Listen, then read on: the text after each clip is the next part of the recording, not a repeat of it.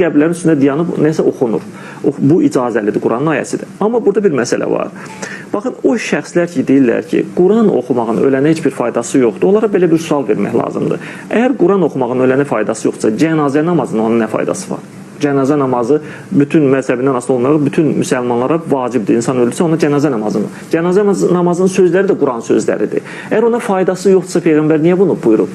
Deməli 100% faydası var. Hətta Yaponlar bilirsiniz neçə il bundan qabaq suya kənardan müəyyən sözlər deməklə, yaxşı sözlər deyərkən onun o deməli molekulaları bir cürə müsbət deməli konfigurasiya qurur, mənfi sözlər deyəndə başqa cür. Deməli sözlərin insana təsiri var, istər ölü olsun, istər diri olsun. Sözlərin insan ruhuna təsiri var, ayələrin xüsusilə təsiri var.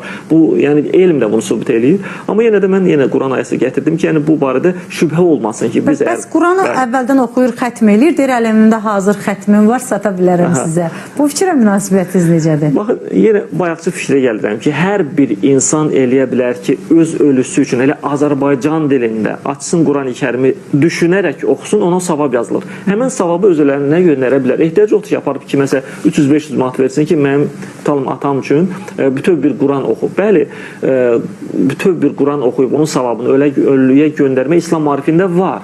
Bu var. Və başqasını da sən əziyyətə salıb başqasına bu əziyyəti verirsən ki, mənim atam üçün bütöv bir Quran oxu. Bu əlbəttə 604 səhifədir Quran. 604 səhifəli bir kitabı bir adam oturub oxuyursa buna əziyyət çəkir. Onu tam ödənilməlidir onun pulu. Amma biri özü, cəmiyyətdə belə bir söz var, tas. Bir tas qoyursun ki, mən Quran oxumuşam, bütöv Quran sizin yazınızda bu Quranı tapşırır, mənə 500 manat verin. Bunu tələb eləmək bu bir qədər yanlışdır.